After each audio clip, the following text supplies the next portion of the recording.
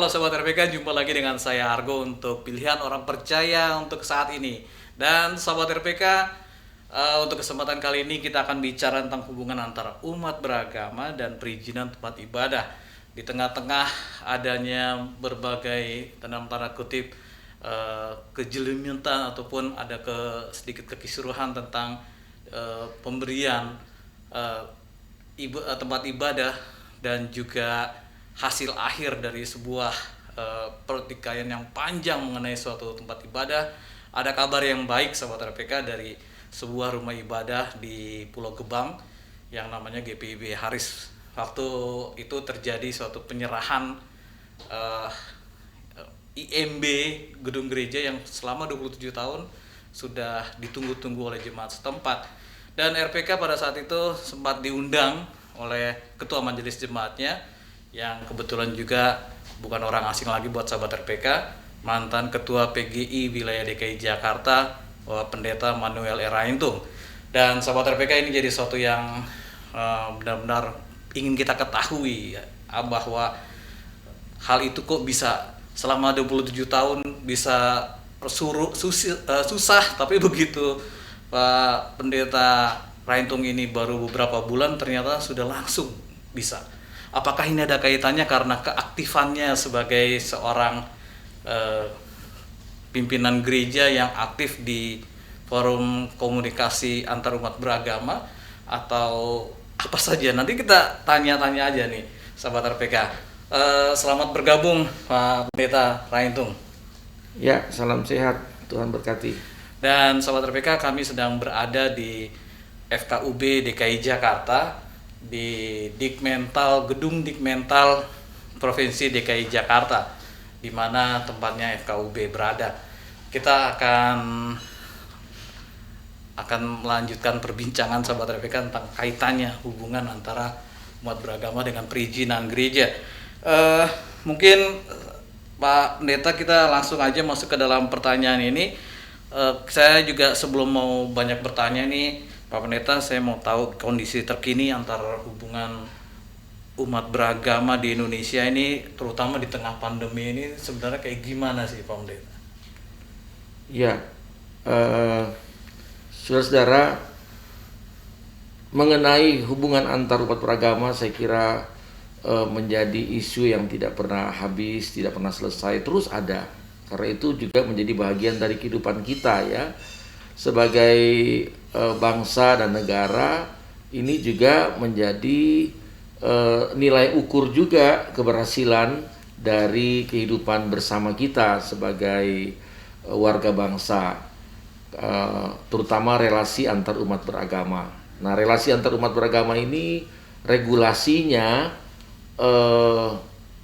ya belum cukup sebenarnya, tapi tidak diperlukan banyak. Ya, yang ada sekarang itu kita bertolak dari peraturan bersama dua menteri.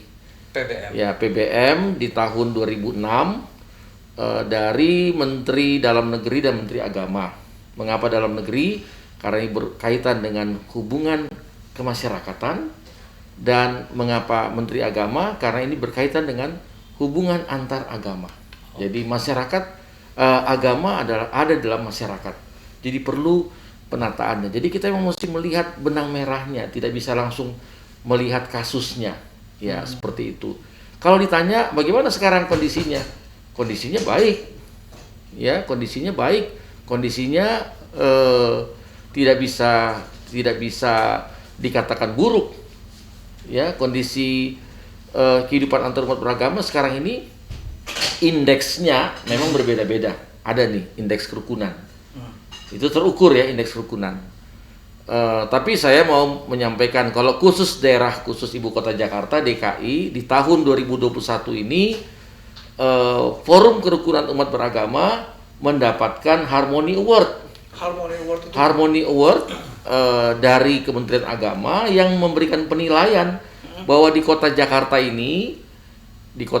ini diberikan penghargaan dalam rangka membangun kehidupan antar umat beragama, di dalam memelihara kehidupan antar umat beragama. Di situ latar belakangnya. Jadi selama tahun 2020 perjalanan 2020 kita termasuk salah satu di antaranya. Dan ini tidak semua, ya.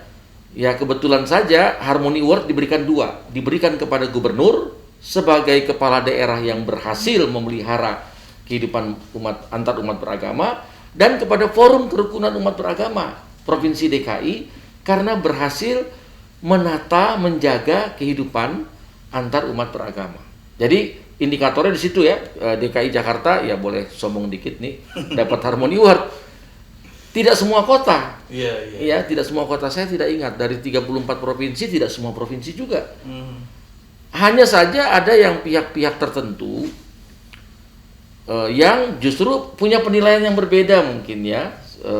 Ini kita dapat Harmony Award, tapi di pihak lain ada yang menilai bahwa Jakarta termasuk kota yang nomor urutnya itu di bagian bawah, artinya tidak terlalu baik untuk seperti toleransi ya, indikatornya toleransi gitu. Tapi memang di Jakarta ini tidak bisa dipisahkan dari banyaknya demonstrasi. Nah, demonstrasi itu akan memunculkan pergesekan-pergesekan antar masyarakat. Dan saya kira isu keagamaan tidak, tapi kalau toleransi dalam kehidupan bersama ya bisa saja terjadi. Jakarta ini nggak luput dari tawuran. Tapi kalau segala tawuran itu dihubungkan dengan kehidupan beragama ya enggak juga. Ya berbeda ya di situ. Tapi kalau secara menyeluruh di Indonesia ini, saya kebetulan bulan Desember kemarin mengikuti pertemuan Kementerian Agama yang mengukur masalah-masalah kehidupan antar umat beragama di Indonesia ya. Jakarta itu masih ada empat tempat ibadah yang belum selesai. Itu ukurannya Kementerian Agama dalam Republik ini. Tapi di DKI Jakarta ya dari 4 itu kami sudah menyelesaikan, sudah mengurangi. Saya kira tinggal 2 lah. Ya, tapi itu juga tidak bisa digolongkan sebagai sebuah masalah besar. Ya, cuma masalah yang belum selesai. Karena ini kan hubungan antar agama yang masih tersisa ini nggak bisa langsung seperti membalikan telapak tangan ini langsung selesai, tidak, butuh waktu juga. Tapi secara umum penyelenggaraannya ya cukup baik, apalagi di tengah-tengah pandemi ini isu keagamaan itu tidak terlalu menonjol ya, karena semua sama rasa, sama keadaannya. Nggak ada hanya satu agama yang kena COVID ya, semua agama kena COVID ya. Nggak ada yang nggak cuman terdampak hanya satu agama, semua agama terdampak. Jadi kita menghadapinya, menjawab persoalan-persoalan ini semua secara merata bersama-sama. Ada satu agama yang begitu aktif ya gerakan sosialnya ya, seperti itu saya harus berikan apresiasi ya. Tapi semua agama melakukan usaha-usaha untuk membangun kehidupan, menjaga, merawat kehidupan ini dalam perspektif kehidupan antar umat beragama. Baik. Dan ini menjadi suatu catatan juga bahwa mungkin karena Jakarta sudah banyak menghadapi hal-hal yang pada akhirnya bisa ditangani gitu Pak Pendeta, mengenai hubungan antar umat beragama. Mungkin Jakarta kebanyakan sudah menjadi barometer bagi wilayah-wilayah lain di Indonesia, dan nggak ada salahnya kalau memang ini juga bisa dicoba dipraktekkan. Nah Pak Pendeta, kalau kita ngomongin mau praktek tentang hubungan antar umat beragama, sebenarnya gimana cara memulainya dan siapa yang harus memulainya terlebih dahulu? Ya saya kira semua orang harus bisa memulai ya. Siapa saja dia, tidak harus dia seorang pemuka agama. Justru yang paling mudah kita jumpai adalah justru warga bangsa ini ya, dengan keberadaannya karena situasi. Saya ambil contoh begini saja ya. Sekarang ini WA group itu banyak. WA group itu banyak. Saya punya WA group teman-teman SD, SMP, SMA. Pada waktu zaman kami itu nggak pernah mengemuka masalah-masalah antar agama. Tapi ketika zaman sekarang saya berjumpa dengan teman-teman sekelas saya, SMA, SMP, SD, itu macam-macam situasinya. Dan oleh karena itu saya berani untuk menyatakan bahwa pembinaan dan pemeliharaan hidup antar umat beragama ini memang harus dikuatkan, diberdayakan dia dari instansi yang terkecil, yaitu keluarganya. Jadi kalau keluarganya itu memang sudah kuat, hidup bertoleransi, saya kira pengaruh apa saja ya dia akan menghadapinya, bahwa kami Indonesia, kami NKRI, saudara-saudara yang ada di dalam kehidupan bersama adalah juga saudara-saudaraku. Jadi walaupun sekarang ini kan yang kental itu simbolis, ya, yang ditunjukkan mungkin dari busananya, ya, atau dari ucapan-ucapannya. Pada waktu masa-masa lalu itu tidak terlalu menguat. Tapi sekarang kan seolah-olah dengan mengucapkan, katakanlah untuk saudara-saudara saya yang Muslim, banyak mengemukakan dengan bahasa Arab, oh sudah kental Islamnya begitu, atau dengan busana gitu. Tapi sebenarnya juga tidak. Ya. Saya punya kawan-kawan yang juga sangat simbolik, keagamaannya itu diperlihatkan, tapi hatinya juga bersama begitu ya. Karena itu juga kan keyakinan. Yang paling penting adalah penguatan nilai-nilai kebangsaannya. Kalau itu kuat. Jadi kalau ditanya mulai dari mana, saya kira ya bagaimana keluarga ini kan juga bagian dari kehidupan masyarakat. Kalau dia menjadi bagian dari sebuah komunitas agama, maka bagaimana agama ini bermain peran untuk bisa menciptakan warga bangsa yang betul-betul mencintai kebangsaannya, ya, mengedepankan kebangsaannya. Sekarang ini yang paling hebat adalah mengenai dikembangkan oleh Kementerian Agama adalah moderasi beragama. Saya kira ini isu yang terbaru, moderasi beragama. Bukan moderasi agama ya, tapi moderasi beragama. Baik. Dan Sahabat RPK, nanti kita juga akan lebih dalam lagi tentang moderasi beragama, juga bagaimana kalau misalnya udah berusaha untuk bertoleran atau bersolidaritas, tapi ternyata masih ada penolakan juga. Kita akan ketahui setelah yang ini.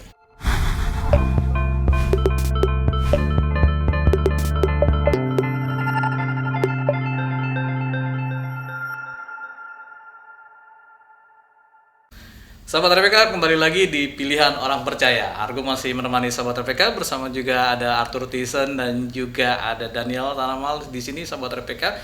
Dan kita masih di Geraha Mental Spiritual Provinsi DKI Jakarta, tempat di mana Forum Kerukunan Umat Beragama Provinsi DKI Jakarta berada. Dan kita sedang bersama dengan Pendeta Raintung yang juga Wakil Sekretaris dari FKUB Provinsi DKI Jakarta. Dan kita masih bicara tentang bagaimana kerukunan beragama dalam kaitannya pendapatan perizinan rumah ibadah atau tempat ibadah. Dan kita akan terus berbincang lagi, Pak Pendeta. Tadi sudah ada bagaimana cara siapa yang akan mulai untuk melakukan suatu kerukunan antar umat beragama.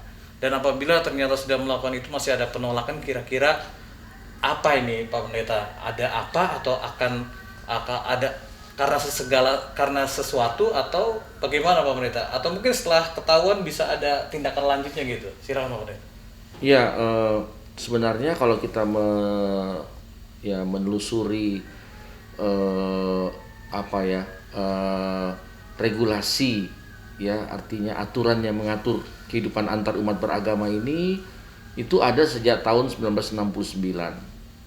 Ada SK Menteri Menteri Agama, SK bersama, SKB dulu orang istilahnya SK bersama Menteri, baik Menteri Agama maupun Menteri Dalam Negeri. Memang pada saat itu itu dijadikan senjata karena SKB itu sangat diskriminatif, terutama bagi mereka yang tidak banyak, ya, saya tidak pakai istilah minoritas mayoritas, tapi yang tidak banyak populasinya. Jadi dalam sejarah perkembangannya sesungguhnya pemuka-pemuka bangsa ini tidak pernah berencana bahwa Indonesia menjadi negara agama, ya, tapi negara yang mengedepankan kehidupan beragama. Yang tidak sama dengan negara yang dialaskan, didasari dengan segala ketentuan-ketentuan agama. Ya kita tahulah ceritanya itu ya. ketika mau mengubah eh, apa eh, pandangan atau filosofi bangsa ini. Saya melihat bahwa yang terjadi dalam perkembangannya adalah sentimen-sentimen keagamaan ini. Tapi kalau mau diukur ya, saya mengikuti dalam pembahasan-pembahasan dalam lingkup nasional. Sebenarnya sentimen keagamaan di Indonesia itu harusnya tidak keras. Harusnya tidak keras, harusnya tidak keras dan deras. Tapi terjadilah yang namanya pembiaran-pembiaran, ya. Toleransi ini berhadapan juga dengan tantangan ketika pemerintah itu tidak mengedepankan perhatiannya lebih serius lagi. Artinya begini, yang terjadi sekarang ini kan adalah ada peraturan bersama dua menteri. Peraturan bersama dua menteri ini, Menteri Agama dan Menteri Dalam Negeri ini, sebenarnya tidak mengatur tentang adanya gesekan-gesekan antar umat beragama, tentang penolakan-penolakan pembangunan tempat ibadah. Tapi peraturan bersama ini adalah peraturan bersama mengenai pedoman pelaksanaan tugas kepala daerah dalam membangun dan membina kerukunan antar umat beragama. Itu judulnya peraturan bersama ini. Jadi bukan peraturan yang mengatur perizinan, tidak ada. Nah, di dalamnya dibagilah itu, dalam bab pertama itu adalah tugas-tugas dari kepala daerah, mulai dari gubernur sampai dengan tingkat rendahnya, sampai dengan camat lurah ada di sana. Kemudian intinya adalah bagaimana membangun, memelihara kehidupan antar umat beragama. Baru kemudian bab yang kedua adalah forum kerukunan umat beragama. Ini adalah kelompok masyarakat yang ditata, dikelola supaya bisa ikut mendukung, memelihara dan membangun kehidupan antar umat beragama. Itu namanya FKUB. Lalu pada bagian lain disebutkan pula mengenai perizinan tempat ibadah. Jadi perizinan tempat ibadah ini adalah bagian yang sebenarnya tidak besar di dalam frame kerukunan antar umat beragama itu, khususnya dalam peraturan itu. Jadi kalau pertanyaannya mengapa masih ada penolakan, ya saya kira inilah tugas tanggung jawab dari kepala daerah, kepala pemerintahan setempat untuk bisa memberdayakan kelompok-kelompok masyarakat ini supaya bisa memenuhi tujuan kehidupan bersama, yaitu harmonisasi antar umat agama. Saya kira itu tujuannya seperti itu. Nah, FKUB sendiri itu diberikan tugas dan tanggung jawab. Dia menjadi pelaku dialog, mempertemukan antar kelompok agama ini. Itu tugas utamanya yang pertama. Tugas yang kedua, dia menerima aspirasi. Jadi dibuka nih, silahkan semua kelompok masyarakat beri aspirasi apa tentang hubungan antar umat beragama. Lalu dia salurkan. Kemudian yang ketiga, dia memberikan rekomendasi. Yang keempat, diberikan rekomendasi. Dan kemudian dia pada bagian lain dialog, aspirasi, memberikan rekomendasi, ya, memberikan rekomendasi atas permohonan tempat ibadah. Jadi inilah rangkaian usaha-usaha yang dilakukan dalam rangka merawat dan membangun relasi-relasi antar umat beragama. Kalau pertanyaannya penolakan, ya memang harusnya usaha ini harus maksimum. Jangan sampai hanya sekedarnya saja. Nah, ini baru disadari. Di Indonesia ini baru mulai sekitar tahun 2005-2006. Ya, belum sekitar 15 tahun yang lalu. Itu berarti Indonesia sudah 50 tahun. Jadi untuk sekian waktu lamanya Indonesia belum memberikan perhatian penuh kepada pembangunan kehidupan antar umat beragama. Jadi baru katakanlah 15 tahun belakangan ini baru mulai menguat. Dulu ada award untuk Adipura. Itu kan untuk lingkungan hidup. Ketika ada award yang baru, Harmony Award, nah itu juga baru. Saya kira Harmony Award baru sekitar belum 10 tahun belakangan ini baru dilakukan seperti itu. Jadi ya kalau ditanya penolakan, buat saya juga karena saya berada di tengah-tengah tugas tanggung jawab sebagai forum kerukunan umat beragama, tidak kecil pun tidak. Oh gitu ya, justru malah Ya. sebaliknya gitu ya Pak Pendeta. Isu apa di luar ini ada cerita di Poso, cerita di Aceh, cerita di berbagai tempat yang lain dibawa ke Jakarta. Tadi saya katakan bahwa ketika Kementerian Agama membuka di akhir tahun 2020 ada masalah kerukunan agama di Jakarta, ada empat kasus. Yang sekarang saya bisa berani mengatakan ya tinggal 2 kasus lah. Apa aja tuh Pak? Itu ya. Itu kasus pembangunan tempat ibadah. Oke. Ya. Kita sudah menyelesaikan kasus tempat ibadah di Kampung Duri di sini ya, sudah selesai. Di Taman Meruya sudah selesai.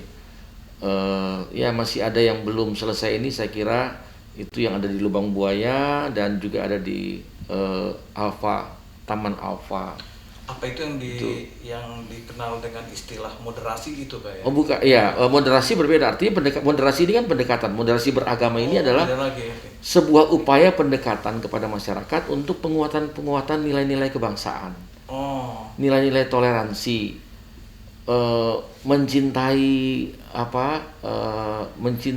gerakan mencintai sesama, ya mencintai sesama itu dilakukan tuh. Jadi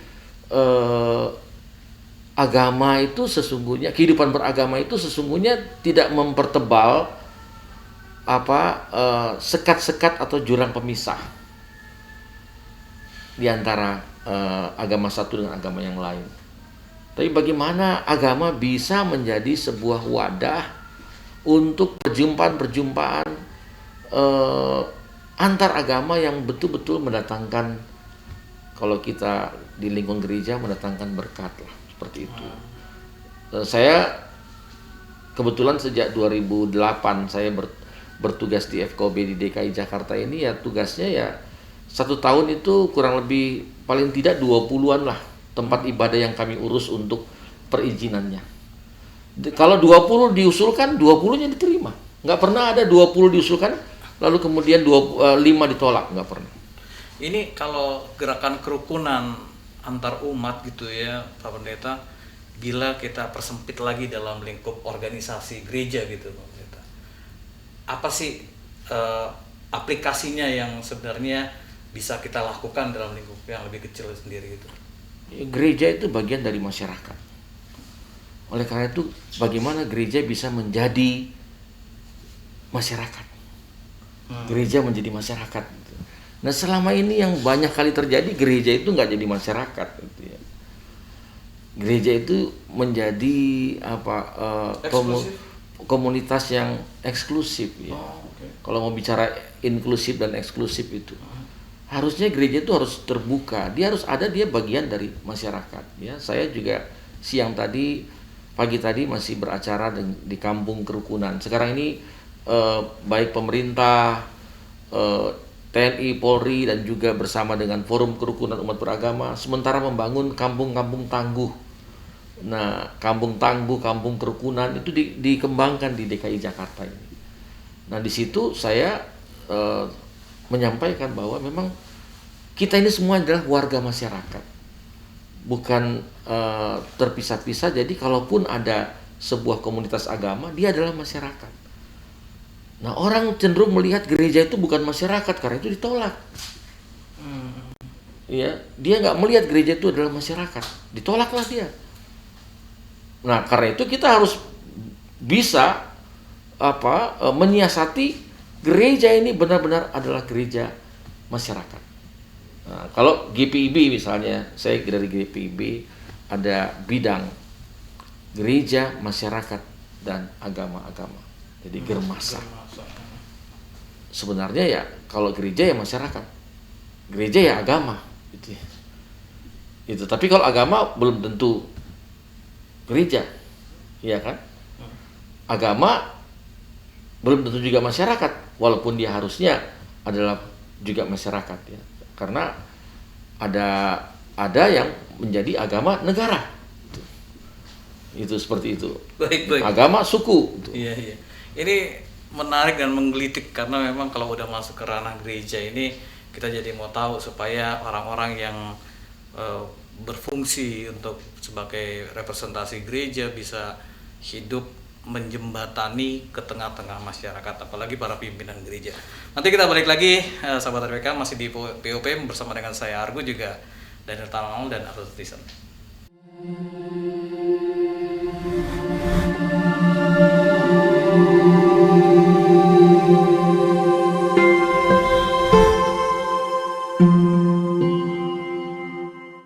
Masih dari kawasan Bilangan Tanah Abang, sahabat RPK, tepatnya di Geraha Mental Spiritual Provinsi DKI Jakarta. Kita masih di pilihan orang percaya dan masih bersama dengan Pendeta Raintung juga, sahabat RPK, dalam bincang-bincang kali ini, sahabat RPK, tentang hubungan kerukunan umat beragama dengan perizinan gereja. Ada nggak? Ternyata banyak sekali tadi, sahabat RPK. Dan kita langsung tanya-tanya lagi nih Pak Pendeta, ini dalam fungsi sebagai organ gereja misalnya, atau fungsionaris lah, atau pelaku organisasi gereja, kira-kira apa saja nih kiat-kiat yang dilakukan awalnya tentang membangun kerukunan antar umat beragama supaya punya dampak atau impact dalam kemudahan mendapat izin pembangunan rumah ibadah gitu Pak Pendeta. Iya, secara alkitabiah memang panggilan orang percaya itu adalah dia menjadi sama dengan yang lain. Jadi dia harus bisa menjadi bagian dari yang lain. Itu yang dalam itu merupakan konsep gereja menjadi yang lain, atau gereja itu yang saya tadi sebut ya, gereja adalah masyarakat. Ya.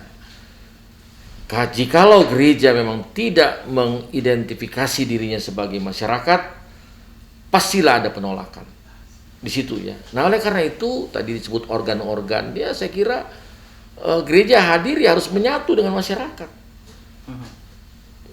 Bukan karena mau urus izin, bukan karena mau supaya terlindungi, tapi memang kita harus bersama menyatu dengan masyarakat. Karena gereja adalah masyarakat. Ada instansi atau kelembagaan pemerintah yang ada di paling bawah, gereja harus ikut serta di dalamnya. Misalnya RT RW. Hubungan kita dengan RT RW ini bukan hubungan yang karena kalau mau minta surat domisili atau mau minta ada keperluan-keperluan gereja, mau buat acara, enggak seperti itu. Kita berelasi terus. Salah satu kiat ya, tips itu. Lurah, RW, RT jalin komunikasi yang maksimum. Saya harus berani mengatakan jalinan saya dengan Pak RW memang tidak seintens dengan RT, tapi Pak RW-nya. Paling kurang seminggu sekali kami punya komunikasi melalui WhatsApp. Kalau dengan Pak Lurah saya pakai satu minggu 2 kali. Mau nyapa dia, atau mau berbicara apa, atau sekarang kita meneruskan berita, itu baik, itu kan komunikasi. Jadi kalau kita ketemu, Pak Lurah itu seperti warga gereja, Pak RW itu seperti warga gereja, karena kan menjadi bagian kita. Polsek, Kapolsek, kawanin juga dia. Babinsa, kawanin juga dia. Jadi bukan karena kita mau minta surat kelakuan baik baru berurusan dengan polsek, tidak. Kita jalin, mulai silaturahmi dengan polsek setempat. Saya lakukan itu ketika saya baru masuk di satu tempat, biasanya saya melakukan silaturahmi itu dengan RT, dengan RW. Undang RT RW ke gereja, mereka juga nggak anti kok. Kalau mereka belum biasa ya kita biasakan. Ulang tahun gereja, biasanya semua warga jemaat yang merayakan. Tapi saya punya kiat yang lain. Ketika ulang tahun gereja, kita buat spesial untuk warga masyarakatnya juga ikut merayakan. Nah, ini tips ini. Tumpengan kita dengan masyarakat, dengan tetangga-tetangga. Itu mendekatkan, inilah yang disebut dengan gereja adalah masyarakat. Jadi dia bisa betul-betul mencair relasi-relasinya. Nah, memang ya kalau saya di Gereja Protestan Indonesia bagian Barat GPIB itu pembinaan untuk para pendeta atau pemuka gereja, presbiter misalnya seperti itu ya, ada penatua, ada diaken, itu kadangkala ya dia gereja tapi dia nggak menjadi masyarakat. Kalau perlu dijaga, dilirik, dipandang sebelah mata ini masyarakat ini. Susah seperti itu. Jadi kalau ditanya apakah gereja itu mudah untuk ngurus izin? Mudah lah, tapi indikatornya yang tadi, kita harus bisa menjadi masyarakat dulu, menjadi bagian masyarakat untuk bisa melakukan seperti ini. Artinya mau bergaul nggak usah melihat kepentingan gitu. Ya, seperti itu. Kepedulian kita dengan masyarakat itu bukan karena itu. Ada yang sudah berkorban banyak ya untuk bisa mengurus izin, tapi bertahun-tahun juga. Bertahun-tahun korban tapi nggak dapat. Karena sentuhannya kita bermasyarakat ini bukan karena kita ini bagi-bagi sembako itu ya, tapi ada nilai yang lain yang dijaga. Berarti jauh sebelumnya gitu ya, pokoknya nggak ada kepentingan harus kawanin mestinya gitu ya, bergaul. harus kawanin. Saya pembinaan dengan para majelis gereja, saya harus bilang bahwa harus kawanin ini orang-orang. Kadang-kala tolak ukurnya adalah ya kita punya kontak di sini. Biasanya kalau seluruh anggota majelis ada di sini. Tapi di sini ada nggak RT, RW atau pemuka masyarakat masuk di sini nggak? Kira-kira begitu. Kita harus bisa tahu. Saya Pak Lurah ini mau ganti, dia udah kasih tahu sama saya. Dia mau ada tugas yang baru, ada rezeki baru. Langsung kita tahu pergantian pejabat-pejabat pemerintah setempat ini, kita tahu. Kita kawanin. Kadang-kadang kita kan karena mau ada urusan baru kita mau datang. Nggak ada urusan pun kita datang, kita berteman, kita sampaikan, kami adalah gereja di sini, tempat ibadah kami begini. Saya kemarin juga waktu itu juga lapor bahwa tempat ibadah kami ini belum dapat izin. Ya, kita kemukakan seperti itu. Jadi pendekatan-pendekatannya saya kira pendekatan-pendekatan yang kita lakukan adalah bagaimana menjadi masyarakat itu. Ini untuk koreksi diri nih Pak Pendeta. Sebuah organisasi gereja itu dia menyadari bahwa dia itu kurang bergaul apa enggak, ukurannya apa tuh Pak Pendeta? Misalnya dia, pas dengar Pak Pendeta ngomong gini nih, gereja kita bergaul nggak ya? Nah ukurannya itu apa tuh Pak? Ya bermasyarakat. Dia terbuka, open. Ya, jangan mencurigai orang juga.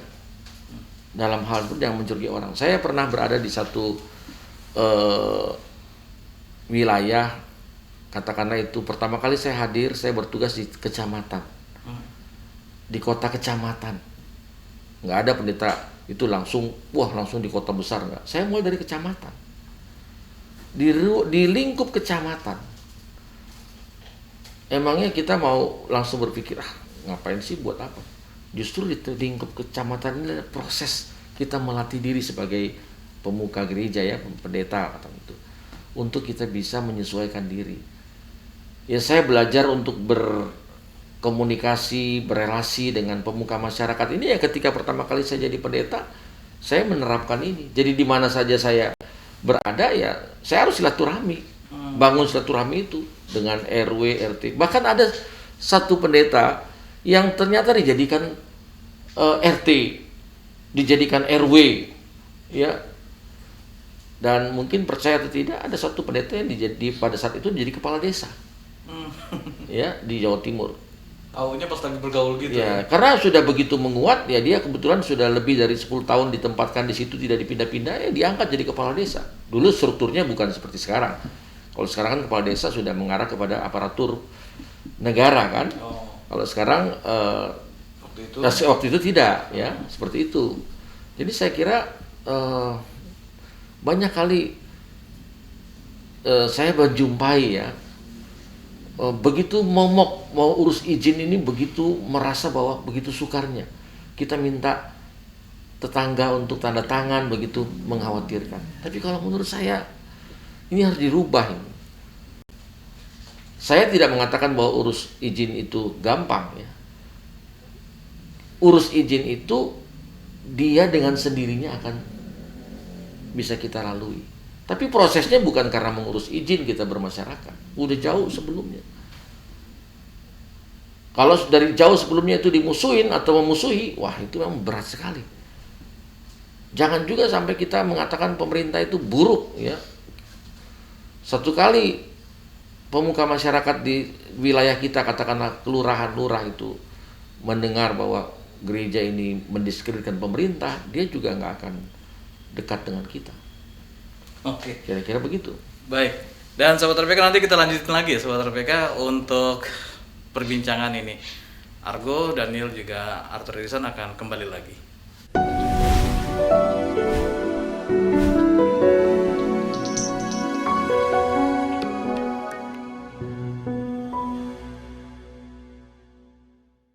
Sahabat RPK, masih dari Sekretariat Forum Kerukunan Umat Beragama Geraha Mental Spiritual Provinsi DKI Jakarta di bilangan Tanah Abang, Jakarta Pusat. Sahabat RPK, Argo masih menemani sahabat RPK untuk POP bersama dengan Daniel Tanamal dan juga Arthur Tyson, dan kita juga masih ngobrol dengan Pendeta Manuel Raintung.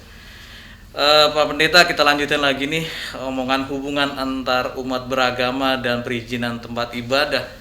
Ini dalam kaitannya ini Pak Pendeta, dalam kaitan hubungan yang lebih kecil lagi. Tadi kan kita sudah bicara hubungan di wilayah Jakarta. Sekarang kita mau ngomongin yang lebih besar lagi, atau malah kalau dalam satu organisasi lebih mengkerucut lagi. Kita mau ngomong hal yang lebih keseharian, misalnya sebuah sinode gereja. Nah, untuk sebuah sinode gereja kira-kira apa yang bisa dilakukan Pak Pendeta untuk membangun sebuah karakter pemimpin gereja yang tidak keenakan dalam tanda petik bermain dengan mainannya sendiri, tapi justru menjadi sebuah sinode gereja yang bergaul sebagai masyarakat di kehidupan berbangsa ini. Silakan Pak Pendeta. Ya, saya kira itu panggilan gereja, ya. Panggilan dan pengutusan gereja itu adalah dia harus bisa berada di tengah masyarakat dan bersama masyarakat melakukan semua usaha-usaha sebagai gereja. Jadi gereja ini kan meneruskan kabar baik. Nah, dia harus punya kemampuan bermitra dengan pemerintah, dengan masyarakat. Jadi saya kira siapa saja gereja atau sinode gereja, dia harus bisa bergandengan tangan, merangkul, dan bersama-sama. Kalau saya GPIB, Gereja Protestan Indonesia Bagian Barat, dalam 20 tahun yang ingin dicapai adalah GPIB itu, gereja itu bisa berada di tengah masyarakat, bisa melakukan segala sesuatunya bersama masyarakat dan di tengah masyarakat. Enggak di awang-awang, atau enggak hanya di sebuah lokasi, tapi semua. Kalau sebuah gereja itu dia berada di sekitar 26 provinsi misalnya, atau 25 provinsi, ya saya kira ya dia juga harus main semua. GPIB atau gereja itu bukan hanya berada di satu tempat saja yang kuat, yang lain-lain itu cuman pendukung. Jadi harus semua. Jadi kalau di Jakarta GPIB itu kuat, ya, kuat dalam kemasyarakatannya, tentunya yang di sana juga di Bengkulu sampai sekarang GPIB nggak bisa bangun gereja. Di Bengkulu nggak ada GPIB di sana, tidak bisa bangun gereja. Tapi sebaliknya ada GPIB di satu wilayah kota kabupaten di provinsi. Sudah ada sebelum pemerintah Republik Indonesia ada. Karena itu gereja dari zaman Belanda. Seperti itu. Ada gereja yang memang betul-betul dibangun bersama masyarakat. Saya kasih contoh, mungkin ini contoh untuk gereja tertentu ya, di wilayah pinggiran Jakarta, katakanlah seperti itu ya. Pinggiran Jakarta ada di Jawa Barat, penyangga Jakarta. Ada sebuah gereja, tidak besar, tidak terkenal, tapi di dekatnya itu ada sebuah tempat ibadah lain yang jaraknya saya kira cuma berapa, 200 meter atau tidak sampai. Itu sebuah tempat ibadah besar, terkenal, banyak orang datang ke sana, monumental, tapi tidak meniadakan tempat ibadah lain. Karena tempat ibadah lain ini sudah lebih dulu ada. Dan mereka bahkan melindungi. Karena apa? Gereja ini sudah lebih dulu mendatangkan berkat bagi masyarakat sekitar di sana. Dan tahu gereja ini tidak punya izin. Izinnya adalah legalitas dari masyarakat. Untuk bisa memenuhi regulasi pemerintah, memang gereja ini memang akte suratnya itu lebih mengarah kepada pribadi. Nah, di Indonesia ini kalau akte suratnya itu bukan nama instansi gereja, dia tidak akan bisa mendapatkan izin. Itu salah satu persyaratan. Tidak bisa izin membangun tempat ibadah itu diberikan kepada yang bukan pemilik. Harus pemilik, dan pemilik itu adalah lembaga. Bukan warganya, tapi adalah lembaga. Itu adalah salah satu syarat.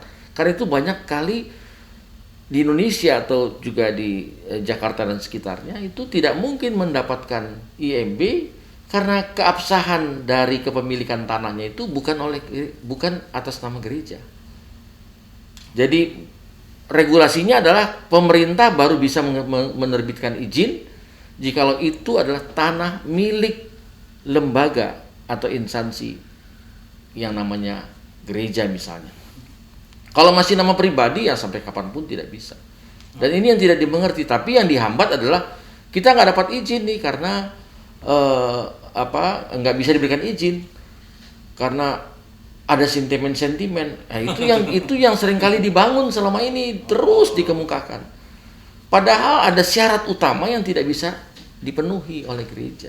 Butuh kejujuran juga. Iya, saya kira seperti itu. Di DKI Jakarta ini ada di kawasan Jatinegara. Saya sebut saja Jatinegara. Itu bukan tanahnya gereja, tapi bagaimana bisa mendapatkan izin membangun tempat ibadah karena itu bukan tanahnya gereja. Karena itu diminta kalian relokasi aja, cari tanah yang bisa dimiliki oleh gereja. Sah dimiliki oleh gereja. Itu persyaratan dasar. Nah, karena itu kalau tadi pertanyaannya bagaimana sebenarnya siasat kita ini bisa betul-betul berada di tengah masyarakat dan bersama masyarakat, ya memang harus mempersiapkan sumber daya insani yang betul-betul mereka ya punya semangat kebangsaan, punya prinsip-prinsip toleransi, tidak mengedepankan rasa curiga. Semakin kita menjadi gereja yang eksklusif, semakin banyak kecurigaan yang disikapi. Tapi SDM kayak begitu kan sangat sedikit sekali kawan ya. Saya kira itu tugas besar gereja, tugas besar lembaga keumatan gereja atau lembaga keumatan agama untuk mempersiapkan bahwa semua warganya adalah warga yang siap berada di tengah-tengah kepelbagaian atau perbedaan. Inilah yang dipakai oleh pemerintah sekarang dengan namanya moderasi beragama. Yang mengedepankan bagaimana nilai keharmonisan itu menjadi utama. Prinsip toleransi ada, anti kekerasan atas nama agama. Jadi anti kekerasan atas nama agama. Memang kekerasan itu ya juga kekerasan dalam rumah tangga gitu ya. Itu kan ruang privat ya. Tapi kalau di ruang publik ini agama. Kekerasan atas nama agama atau kekerasan atas nama politik. Nah, itu seringkali terjadi seperti itu. Nah, itu dalam rangka moderasi agama itu penting.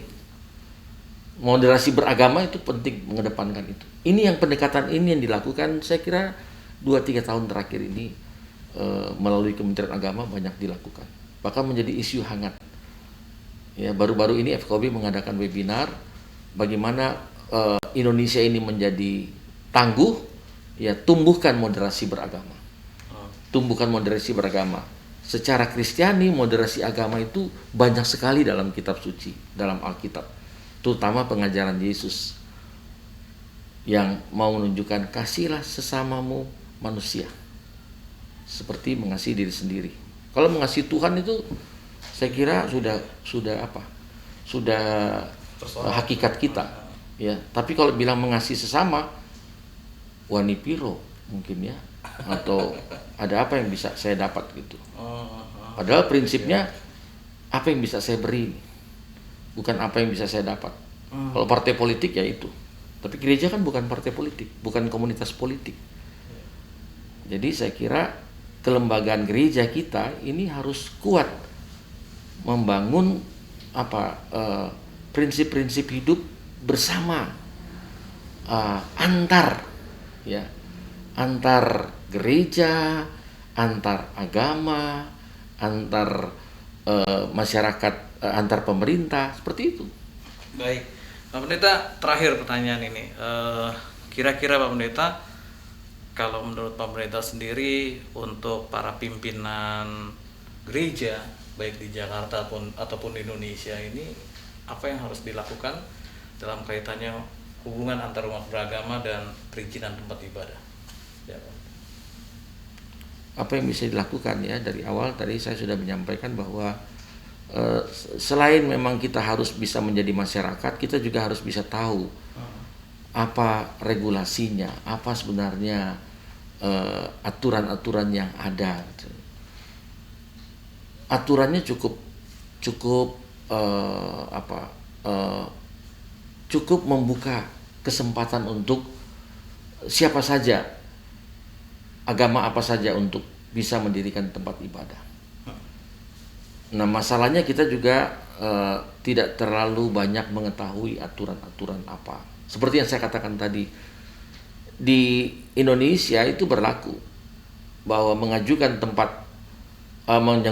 izin membangun bangunan IMB itu harus pemilik. Tapi khusus tempat ibadah pemiliknya bukan pribadi. Pemiliknya adalah organisasi kegerejaannya. Nah, banyak kali tempat-tempat ibadah itu dia bukan dimiliki oleh gereja, tapi oleh nama pribadi, oleh orang lain. Nah, ini kan sama, kita nggak ngerti aturan, tapi nyalain penguasa, pemilik aturan. Jadi kita harus tahu bagaimana mengerti bagaimana sebenarnya aturan-aturan yang bisa menyelesaikan permasalahan-permasalahan perizinan ini. Seperti itu. Kenali aturan. Okay. Ya. Tapi sebelum itu yang harus dibangun lebih dulu adalah kita menyatu dengan masyarakat. Okay.